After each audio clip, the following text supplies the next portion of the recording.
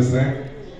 அவங்க கூட ஒரு மீட்டிங் ஆர்கனைஸ் பண்ணும்போது மேடமும் அவங்களும் சேர்ந்து மீட் பண்ணும்போது சார்கிட்ட இருக்கிற எனர்ஜி மாதிரி அவங்ககிட்டையும் அதே மாதிரி பன்மடங்கு எனர்ஜி அவங்களும் வச்சுருந்தாங்க. நான் உமன்ஸ் டீமை பார்க்கணும் கண்டிப்பாக. நான் இது வரைக்கும் தமிழ்நாடு வந்து உங்களுக்கு தெரியும், ஜூன் நம்ம வந்து 2 சீனியர்ல வந்து நேஷனல்ஸ் நம்ம இப்போ மெடலில் இருக்கிறோம். உமன்ஸ் டீம் வந்து கண்டிப்பாக நீங்கள் டெவலப் பண்ணுங்க. தமிழ்நாட்டில் இருந்து இது வரைக்கும் உமன்ஸில் யாரும் வேர்ல்டு கப் ஒலிம்பிக்லாம் போனதில்லை.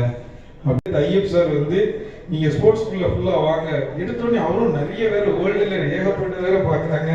பெரிய பெரிய இந்தியாவிலேயே நிறைய பீப்புளை பார்த்துக்கிட்டு தான் வராங்க.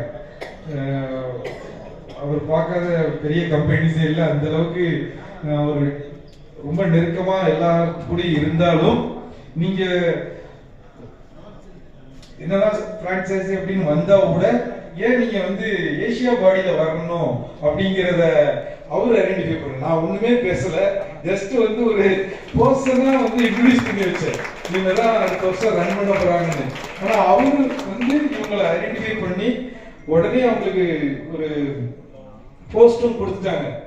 ஆனா அது சும்மாவும் இல்லை. அந்த போஸ்ட் கொடுத்த பிறகு இன்னைக்கு வந்து 2 பேருமே வந்து நல்ல போஸ்ட்ல இருக்கிறாங்க.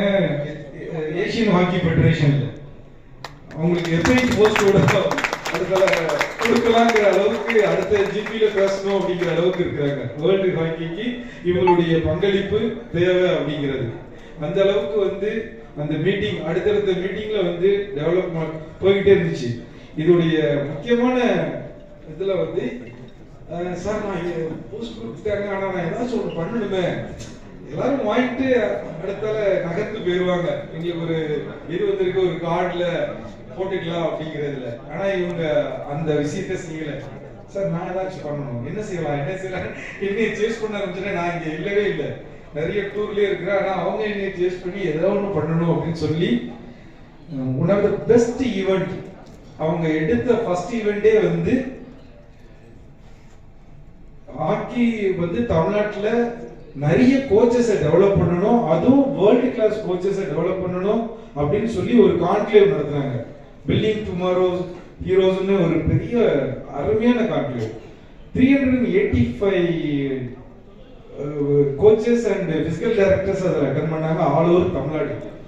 எல்லாத்துக்கும் அகாமடேஷன் கொடுத்து ஃபுட்டு கொடுத்து அந்த ஈவெண்ட் நடத்தும் போது அந்த ஈவெண்ட்ல கான்க்ளேவ்ல அட்டன் பண்ண ஆட்கள் எல்லாருமே வந்து பார்த்தீங்கன்னா அவங்க 1 டே ஃபுல் டே கான்க்ளேவ் நடந்துச்சு.